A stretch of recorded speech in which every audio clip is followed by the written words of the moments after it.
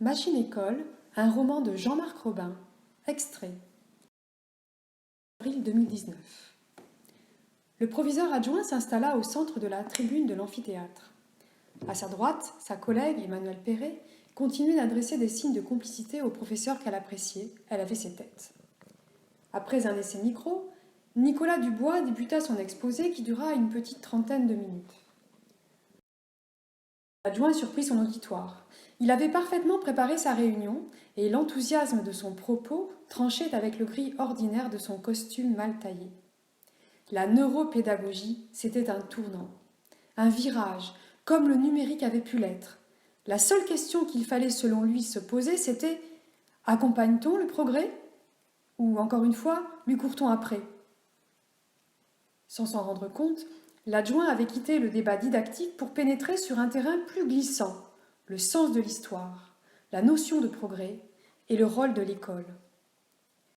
Sans surprise, les professeurs de sciences, industrielles, physiques ou naturelles, approuvèrent la proposition d'expérimentation. Ils avaient bien vu dans leur cours la valeur ajoutée du numérique. La neuropédagogie allait leur permettre de travailler plus efficacement avec les élèves. Et puis, le projet du ministre de renforcer les compétences des élèves par un système incorporé ne les effrayait pas. Gogol testait aux États-Unis l'implantation de puces qui permettaient d'accroître les capacités de mémorisation. Le quotidien Le Monde avait publié un reportage la semaine précédente. La réception du discours du côté des sciences humaines et des lettres fut beaucoup moins enthousiaste, pour ne pas dire hostile, mais les professeurs redoutaient Nicolas Dubois. Quand on fabrique les emplois du temps pour une année entière, on dispose d'un vrai pouvoir et l'adjoint avait su faire passer le message sans jamais le formuler. L'auditoire oscillait donc entre approbation et refus silencieux.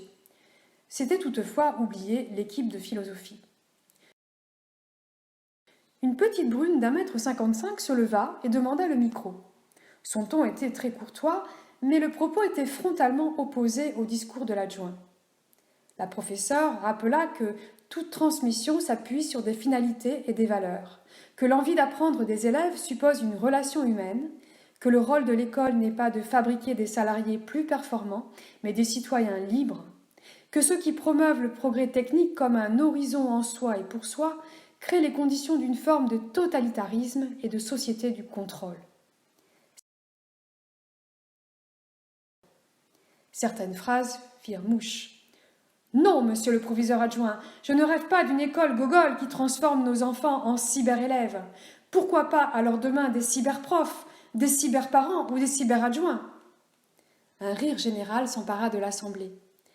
L'enseignante poursuivit. La technique est au service de l'homme, au service d'un projet politique d'émancipation et non au service d'elle-même. L'école n'est pas ce grand accélérateur. Je revendique pour moi, pour mes élèves, pour nous tous, le droit de décélérer et de penser entre humains, conclut-elle. Le visage de l'adjoint se ferma. À ses côtés, sa collègue souriait. Elle n'était pas très loin d'approuver la professeure de philosophie, mais elle ne pouvait pas l'exprimer publiquement. L'adjoint rappela qu'il ne s'agissait que d'une expérimentation, que le lycée Louis Vasclot avait une forte identité technologique, qu'il ne fallait pas avoir peur du progrès, qu'il fallait repenser l'alliance entre tradition et progrès, et surtout ne pas s'interdire le droit à l'erreur. Il renchérit. Nous allons travailler avec une équipe de chercheurs. Nous évaluerons les résultats en comparant les apprentissages réalisés avec un groupe témoin d'élèves qui suivra une scolarité classique. Les résultats de l'école de la République ne sont pas assez bons pour nous reposer sur nos lauriers. Et puis, à Vasclot, nous scolarisons beaucoup d'élèves des catégories populaires. Le progrès technique et une nouvelle pédagogie peuvent être de vrais leviers. L'égalité des chances nous commande d'essayer. Je propose donc que les collègues volontaires s'emparent du protocole et expérimentent cette nouvelle approche dans 6 classes de seconde sur 12. Sans laisser la place à la contradiction, Nicolas Dubois demanda un vote. Au final, seules les équipes d'histoire-géographie et de philosophie s'opposèrent. Les professeurs de lettres choisirent de s'abstenir et les enseignants de mathématiques décidèrent de ne pas participer au vote. La consigne avait été donnée par leurs leaders syndicaux.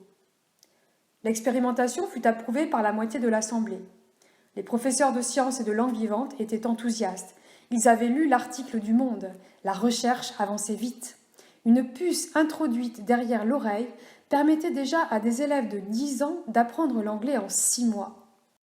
Chaque mot entendu était aussitôt incorporé à la mémoire à long terme.